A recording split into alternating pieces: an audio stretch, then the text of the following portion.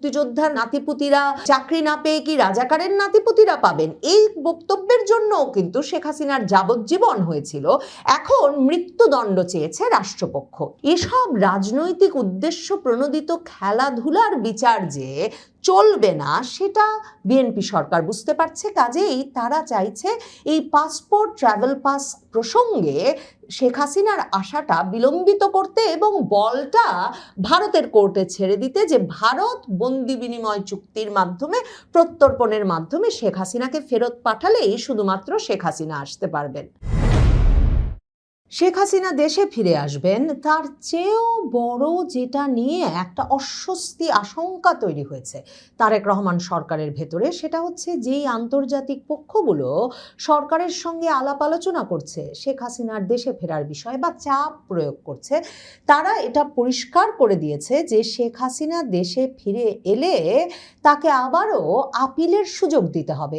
এমনিতে আন্তর্জাতিক অপরাধ ট্রাইব্যুনালের আইন বলে যে 1 মাসের মধ্যে আপিল করতে হয়, এবং এমন রবও তোলার চেষ্টা করা হয়েছিল যে শেখ হাসিনার আপিলের সময়ও শেষ, কাজেই তিনি এলেই তার মৃত্যুদণ্ড কার্যকর করে দেওয়ার পথ পরিষ্কার করা আছে। কিন্তু এখন আন্তর্জাতিক পক্ষগুলোর চাপে সরকারকে, ট্রাইব্যুনালের চিফ প্রসিকিউটরকে এ কথাটা পরিষ্কারভাবে আন্তর্জাতিক সংবাদ মাধ্যম বিবিসি সহ বিভিন্ন তরফে বলতে হচ্ছে যে শেখ হাসিনা ফিরে এলে তাকে আপিলের সুযোগ দেওয়াটাই একটা স্বাভাবিক প্রক্রিয়া হবে, কারণ এরকম মৃত্যুদণ্ডের আসামির ক্ষেত্রে, এমনকি ট্রাইব্যুনালের আসামির ক্ষেত্রে এ ধরনের ঘটনা ঘটবার আগেও অনেক নজির আছে। শেখ হাসিনা এমন অবস্থায় দেশে ফিরে আসতে চান, তিনি বারবার বলছেন যে ফাঁসির মঞ্চ তৈরি করুক, তিনি আসলেই ফাঁসিও দিয়ে দিতে পারে, জেলেও রাখতে পারে, জেলখানাও প্রস্তুত করুক। কিন্তু সরকারের আশঙ্কার জায়গা হচ্ছে যে শেখ হাসিনা দেশে ফিরলে রাজনৈতিক পরিস্থিতিটা যেভাবে উন্মাতাল হয়ে পড়বে, তাতে তার একটা বিচার প্রক্রিয়া তিনি দেশে থাকা অবস্থায় চালিয়ে নিয়ে যাওয়া সত্যিকার অর্থেই রাজনৈতিকভাবে খুবই মুশকিলের একটা পরিস্থিতিতে ফেলবে তারেক রহমান সরকারকে। সে কারণে তারেক রহমান সরকার, বিএনপি সরকার এই সময়ে শেখ হাসিনার পাসপোর্ট ইস্যুটাকেই আসলে নানাভাবে খেলতে চাইছে। 2025-এর জানুয়ারিতে ইউনূস সরকার শেখ হাসিনার পাসপোর্ট বাতিল করে দিয়েছিলেন। এখন ওই যে সংবাদ মাধ্যমে খবরও বেরিয়েছিল যে শেখ হাসিনা তো একটা ট্রাভেল পাস হলেই আসতে পারেন এবং শেখ হাসিনা ট্রাভেল পাসের আবেদনও করবেন। সরকার এই অবস্থানে একরকমের স্থির থাকছে যে এই মুহূর্তে শেখ হাসিনাকে পাসপোর্ট বা ট্রাভেল পাস কোনোটাই দিতে তারা প্রস্তুত নয়, এবং এই যুক্তি হিসেবে তারা উপস্থাপন করছে যে কই সালাউদ্দিন আহমেদের যখন 2023 সালে ভারতে সব মামলা মোকদ্দমা উঠে গেল, তখনও তো আওয়ামী লীগ সরকার তাকে ট্রাভেল পাস দেয় নাই। কিন্তু 2023 সালের জুনের প্রথম আলো, বাংলা ট্রিবিউন যে পত্রিকায় ঘাঁটেন দেখবেন স্বয়ং সালাউদ্দিন আহমেদ নিজে বলেছেন যে আওয়ামী লীগ সরকার তাকে ট্রাভেল পাস দিয়েছে, 3 মাসের মধ্যে সেই পাস নিয়ে তার দেশে ফিরতে হবে। তবে সালাউদ্দিন আহমেদ ফেরেন নাই, তিনি শিলংয়ে বসেই সরকার বদলে কাজ করছিলেন তার নেতার সঙ্গে। কদিন আগেই তিনি সেটা স্বীকারও করেছেন এবং তিনি ফিরেছেন সরকার পতনের পর কয়েকদিনের মধ্যেই।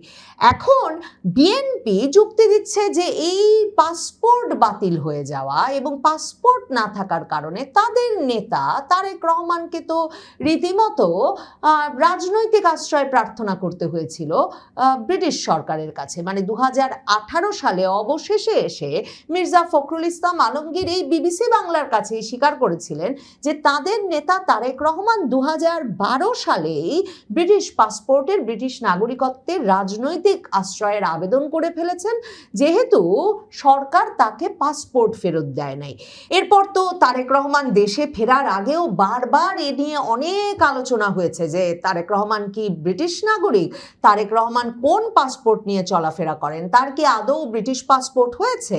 এসব প্রসঙ্গে নানা রকম আলোচনা, সন্দেহের মধ্যেই তারেক রহমান দেশেও ফিরেছেন, প্রধানমন্ত্রীও হয়েছেন এবং দেশে ফিরে দিনে দিনে জাতীয় নাগরিকত্ব কার্ড এবং ভোটার তালিকায় নিজের নাম উঠিয়েছেন।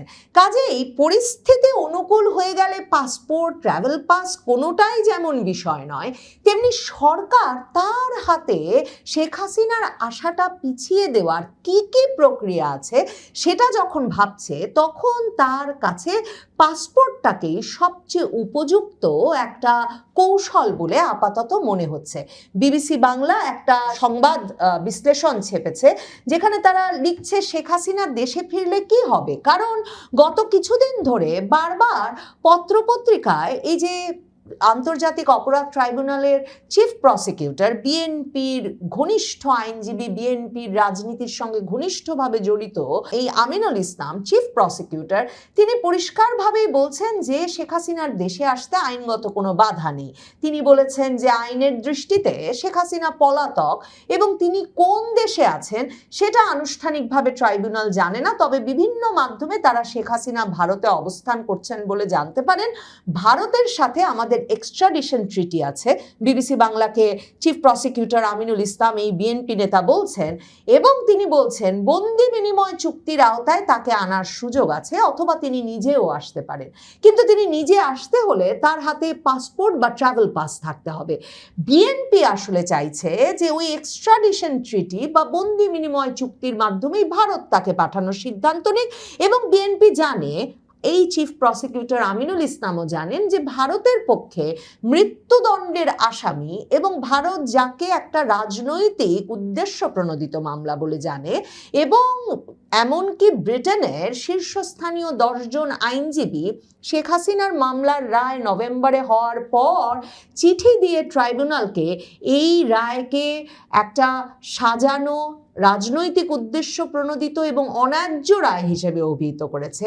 সেই রায়ের ভিত্তিতে যে ভারত সরকার বন্দি বিনিময় চুক্তি করে মৃত্যুদণ্ডের আসামি শেখ হাসিনাকে এমন একটা রাজনৈতিক পরিস্থিতিতে তার দেশে ফেরত পাঠাবে না, সেটা বিএনপি সরকার খুব ভালো করে জানে। কাজেই বিএনপি চাইছে যা ঘটার সেটা ওই পাসপোর্ট, ট্রাভেল পাস এসব জটিলতায় ঘটুক এবং অনেকটা সময় বরং পার হয়ে যাক, শেখ হাসিনা দেশে না আসা পর্যন্ত একটা নিশ্চিন্ত সময় তারা কাটাতে পারুক। মানে এই বছরের মধ্যেই যে তিনি ফিরে যাবেন বলছেন, এটা যাতে ঘটতে না পারে তার নানা রকম পথ আবিষ্কারের চেষ্টা করছে এই বিএনপি সরকার। দেখেন কি অদ্ভুত, চিফ প্রসিকিউটর আমিনুল ইসলাম বলছেন তিনি কোন দেশে আছেন সেটা নাকি আনুষ্ঠানিকভাবে ট্রাইব্যুনাল জানে না, অথচ বাংলাদেশের সেনা বিমানে করে শেখ হাসিনা সেনা কর্মকর্তাদের প্রহরায় ভারত গেছেন এবং ভারত সরকারের সঙ্গে বাংলাদেশের সরকারের একেবারে উচ্চ পর্যায়ের, বাংলাদেশের সামরিক বাহিনীর শীর্ষ পর্যায়ের ব্যক্তিদের আলাপ আলোচনায় ভারত সেই সেনা বিমান ঢুকবার জন্য পথও খুলে দিয়েছে এবং একটা সামরিক ঘাঁটিতে গিয়ে শেখ হাসিনাকে নিয়ে যাওয়া বিমানটা নেমেছে। মানে এমনভাবে রাষ্ট্রীয় প্রহরায় তাকে ভারত নিয়ে যাওয়া হয়েছে, কিন্তু এই রাষ্ট্রের একটা ট্রাইব্যুনাল বলছে আনুষ্ঠানিকভাবে তিনি কোথায় আছেন সেটাও নাকি তারা জানে না। কিন্তু সবচেয়ে ইন্টারেস্টিং হচ্ছে যে তারেক রহমানের অতি ঘনিষ্ঠ ডাক্তার জাহিদুর রহমান, তথ্য উপদেষ্টা, তিনি যেমন শেখ হাসিনা দেশে ফিরবেন ঘোষণা দেওয়ার পরপরই ঘোষণা দিয়েছিলেন যে শেখ হাসিনা দেশে ফিরলে তার প্রতিও ইনসাফ করবে বিএনপি সরকার, তার বিচার হয়ে গেছে, কিন্তু তিনি আসলে আবারও নিজেকে ডিফেন্ড করার সুযোগ পাবেন। এবং তখনই প্রশ্ন করেছিলাম যে আপিলের সময়সীমা চলে গেছে, তার মানে কি আবার একটা পুনর্বিচার প্রক্রিয়ার প্রসঙ্গ আসছে, আপিল করবার সুযোগের প্রসঙ্গ আসছে? কারণ ওই যে ব্রিটিশ আইনজীবীরা কিংবা শেখ হাসিনার রায়ের পর হিউম্যান রাইটস ওয়াচ সহ যে মানবাধিকার সংগঠনগুলো উদ্বেগ জানিয়েছিল, তারা প্রত্যেকেই বলেছিল এই যে আসামির অনুপস্থিতিতে একটি আদালত এত দ্রুততার সাথে সর্বোচ্চ শাস্তি মৃত্যুদণ্ড দিয়ে দিয়েছে শেখ হাসিনাকে, সেটাকে তারা অন্যায্য এবং আন্তর্জাতিক আইনের রায়ের পরিপন্থী বলে মনে করে। কাজেই তারেক রহমান সরকার জানে, বিএনপি সরকার জানে, এখন শেখ হাসিনা ফিরলে তাদেরকে ইনসাফ করতেই হবে, মানে আপিলের সুযোগ দিতেই হবে, এবং আপিলের সুযোগ দিলে যেসব কারণে যাবজ্জীবন দিয়ে দেওয়া হয়েছে। এখন আবার এই আমিনুল ইসলাম চিফ প্রসিকিউটর, তার নেতৃত্বে রাষ্ট্রপক্ষ আবার আপিল করেছে যে কেন শেখ হাসিনা বলেছেন যে মুক্তিযোদ্ধার নাতিপুতিরা চাকরি না পেয়ে কি রাজাকারের নাতিপুতিরা পাবেন। এই বক্তব্যের জন্য কিন্তু শেখ হাসিনার যাবজ্জীবন হয়েছিল, এখন মৃত্যুদণ্ড চেয়েছে রাষ্ট্রপক্ষ। এসব রাজনৈতিক উদ্দেশ্য প্রণোদিত খেলাধুলার বিচার যে চলবে না সেটা বিএনপি সরকার বুঝতে পারছে। কাজেই তারা চাইছে এই পাসপোর্ট ট্রাভেল পাস প্রসঙ্গে শেখ হাসিনার আশাটা বিলম্বিত করতে এবং বলটা ভারতের কোর্টে ছেড়ে দিতে, যে ভারত বন্দি বিনিময় চুক্তির মাধ্যমে প্রত্যর্পণের মাধ্যমে শেখ হাসিনাকে ফেরত পাঠালেই শুধুমাত্র শেখ হাসিনা আসতে পারবেন। বিএনপি সরকার সবচেয়ে বড় যে কারণে ঠেকে গেছে সেটা হচ্ছে এই যে আন্তর্জাতিক অপরাধ ট্রাইব্যুনালেই মৃত্যুদণ্ডপ্রাপ্ত বাচ্চু রাজাকার আবুল কালাম আজাদ, তিনি 2013 সালে আন্তর্জাতিক অপরাধ ট্রাইব্যুনালে যুদ্ধাপরাধের দায়ে তার মৃত্যুদণ্ড হয়েছিল, ধর্ষণ, হত্যা সহ নানা রকম গুরুতর অপরাধে। সেই আবুল কালাম আজাদ বাচ্চু রাজাকার তারপর থেকেই উধাও ছিলেন, পুরো বিচার কার্যটার সময়ও তিনি উধাও ছিলেন। 2026 সালে তিনি এসে আদালতে আত্মসমর্পণের আবেদন করেন। এর আগে 2025 সালে তিনি তার সাজা স্থগিতের আবেদন করেছিলেন ইউনূস সরকারের কাছে, এবং যে আসামি পলাতক, যে আসামিকে বিচারের সময় কিংবা দণ্ডের পরে আর কোথাও খুঁজে পাওয়া যায় নাই, সে আসামির গায়েবী সাজা স্থগিতের আবেদনের ভিত্তিতেও কিন্তু ইউনূস সরকার বাচ্চু রাজাকার আবুল কালাম আজাদের সাজা স্থগিত করেছিল। এবং 2026-এর জানুয়ারিতে আন্তর্জাতিক অপরাধ ট্রাইব্যুনালে হাজির হয়ে আবুল কালাম আজাদ ওরফে বাচ্চু রাজাকার আপিলের আবেদন করা মাত্র সেই আবেদন গ্রহণ করেন ট্রাইব্যুনাল। তার মানে এই যে আন্তর্জাতিক অপরাধ ট্রাইব্যুনাল আদালতে বাচ্চু রাজাকারের ঘটনার মাধ্যমে 1 মাসের মধ্যে নয়, মানে বহু বহু বছর পরে এসেও আপিল করতে পারার যে নজির সৃষ্টি হয়েছে সেটা এখন সরাসরিভাবে বিপদগ্রস্ত করেছে বিএনপি সরকারকে। তাই চিফ প্রসিকিউটর আমিনুল ইসলামকে বলতে হচ্ছে বিবিসিকে যে যুদ্ধাপরাধ ট্রাইব্যুনালে দণ্ডিত 2-1 জন আপিল ফাইল করেছেন, সেখানে আমাদের আপিল বিভাগের সংবিধানের আর্টিকেল 104-এর আওতায় প্রিন্সিপাল অফ কমপ্লিট জাস্টিস, ওই নীতিতে অনেকের আপিল আদালত নিয়েছেন। কাজেই একজন পলাতক আসামি হিসেবে শেখ হাসিনা এলে তাকে অবশ্যই ট্রাইব্যুনালে সারেন্ডার করতে হবে, সারেন্ডার করে জেলেও যেতে হবে, এবং সেখান থেকে তাকে আপিল ফাইল করতে হবে বা যে প্রক্রিয়ায় তিনি যেতে চান সেক্ষেত্রে আপিল শুনানি সাপেক্ষেই কেবল পরবর্তী বিষয়ে সিদ্ধান্ত নেওয়া সম্ভব, তার আগে নয়। শীর্ষস্থানীয় আইনজীবীরা বলছেন কোনো মামলায় মৃত্যুদণ্ডের রায় থাকলে দণ্ডিত ব্যক্তির বক্তব্য শোনার সুযোগ না দিয়ে দোষী সাব্যস্ত করা উচিত নয়। এটা ন্যায় বিচারের একটা মৌলিক নীতি, ন্যাচারাল জাস্টিসের প্রশ্ন।